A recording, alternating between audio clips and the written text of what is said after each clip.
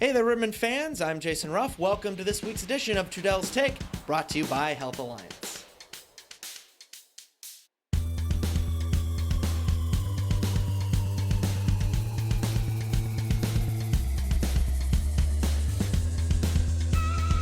Back again for another edition of Trudel's Take with Rivermen head coach Jean-Guy Trudel. Guy, 2 of your last 3 weeks, you've gotten 3 out of a possible 4 points, though obviously you'd like to get 4, but considering that this last weekend was totally on the road, and when you look back on some of the challenges the Rivermen have had in the road environment, certainly something to build off of, I think. Yeah, you always, you find things to build on.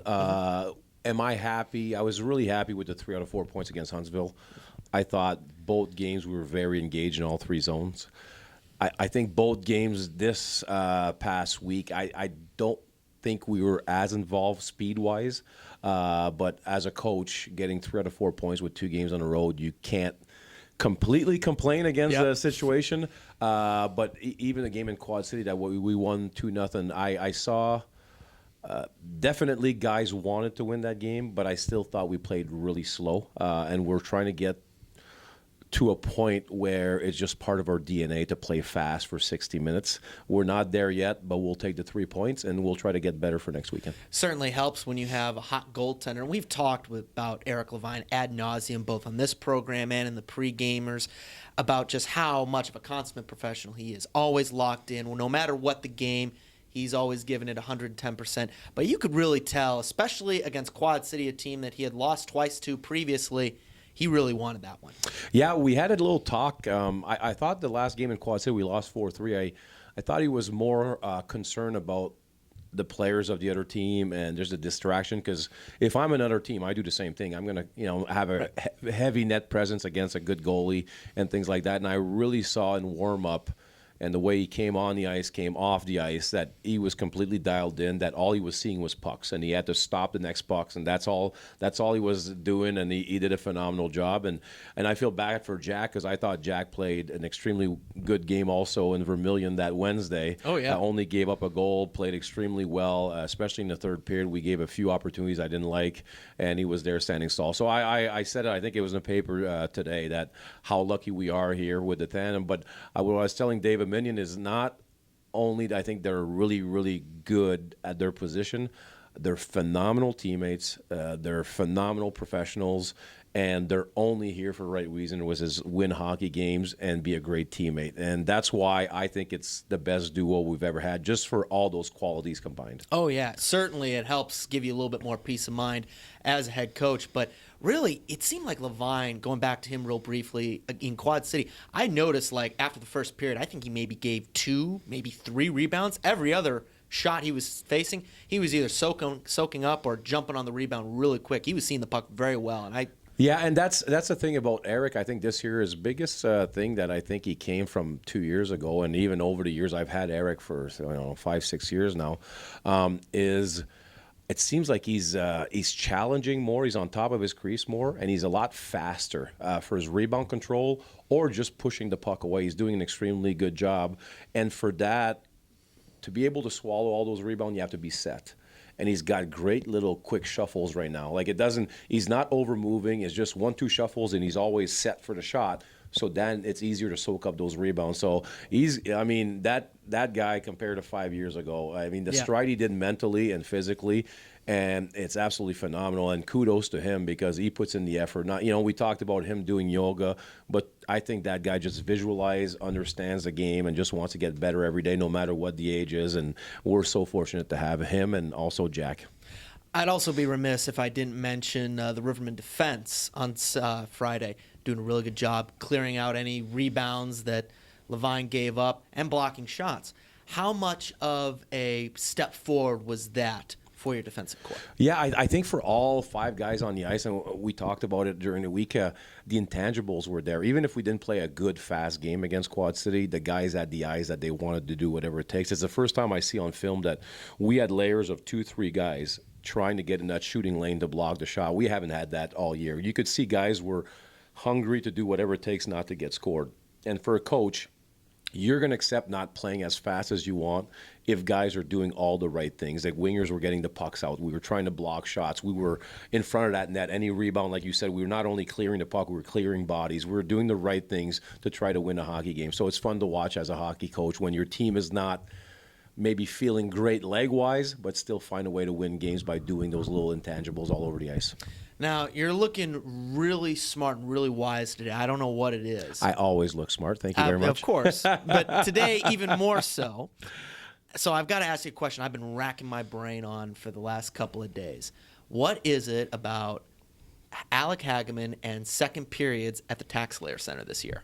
Well, I think it starts in the first period. We spoke about it, I think, 2-3 weeks ago when we played Quad City about the number of goals they have in the first period. Half of their goals were in the first period, so they come out strong. So for us, we really focused the last 2 games we played them to try to eliminate as many scoring chances as possible from Quad City in the first, and then try to take over the game in the second. And I think the last 2 games we did that well, which the game we lost 4-3, but lucky bounce in the 5-on-3. We could have easily won that game also. But I think we're eliminating that first period. You know, either we're tied or with a lead going to second, and that's big against Quad City because they go off on a lot of teams, 2-3 goals in the first, and if you give that team 2-3 goals, it's very hard to come back. And I think then guys like Hags and our leaders just take over the second period. And like I said, I don't care when he scores the goals, as long as he keeps working the way. And I love the way he scored these goals, because it was like a second or third effort getting loose pucks and doing what he had to do and shooting through screens, and we had traffic on both. So as a coach, I was extremely pleased with that second period. How much of a step forward do you think was this weekend for your team in terms of getting to the team you want this squad to be playing as when we get into the back half of the season? We're getting there. It's been probably a week and a half, 2 weeks that we have full teams in practice. And we are doing a lot of video. I call them our mental reps to make sure that we know everything that we're doing. So I think we're starting to be dialed in. I think the habits, it's hard to build habits, and especially the first month of the season when we had no players or no practice time, it was very hard. And we can see the practice even this week. We struggle on different habits, but it's getting better. And as a coach, we're building those little blocks all over the place, and we're starting to have a foundation here in Peoria that are going to be here for a long time, and we're starting to have enough players to actually catch our breath on the bench, to not just keep going shift after shift. We can throw 3 good lines out there, 5-6 great Ds out there. So we're starting to build something special. Of course, we're always going to need pieces here and there, but I'm starting to really like what we're doing as a team. We're getting better every single day. Now, because you had the 2 games, sandwiching Thanksgiving, you had a chance to have the team for a team Thanksgiving meal over the weekend.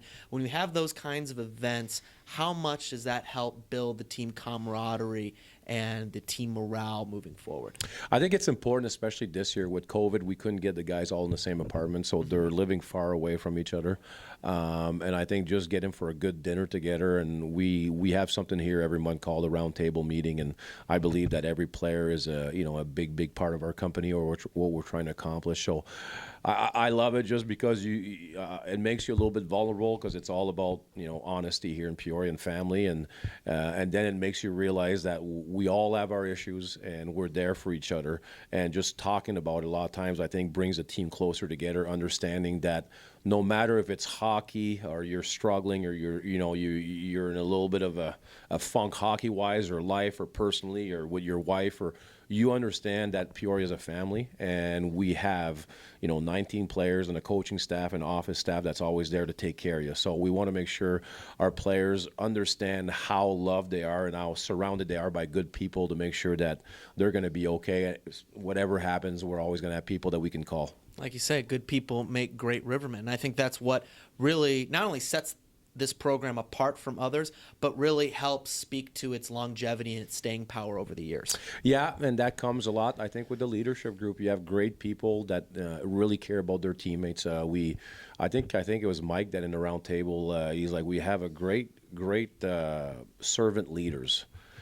We are there for each other. We want to make each other better. We want to be there if somebody has something, and it's not just forced. They really have it inside of them to be great people. And I think I told you before, this is what I strive for as a coach. Yes, my dream is bringing a championship to Peoria. It's been my dream.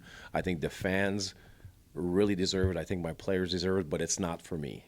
that championship won't do anything for me. It's more that I want for those people more than anything, and it's the same thing for my players. I want to build a relationship that, win or lose, in 20 years, if I need something or if a certain players need something, we'll be there for each other, making sure we take care of each other. Because at the end of at the end, it's about life. It's about, I'm not going to coach all my life. They're not going to play hockey all their life. So you build great, strong relationship that you're going to have a friend for life or a family member for life, and that's what hockey's all about. Looking forward to this coming weekend, back-to-back in Quad City against the Storm. I believe this is going to be the first true road weekend for the Rivermen, where they're going to be facing the same opponent in the same building in a road environment this season. What unique challenges does that prove to this squad? It's just that we're playing another great team, and that's, I think, the biggest challenge, because I told you before, every game it's its own story. So there's going to be, after the first game, win or lose, we're going to have adjustments. They will also. So for me, it's about taking one game at a time, gaining confidence by understanding we beat them the last game so we can beat Quad City. A lot of times that's what we talked about leaving for Quad City that day.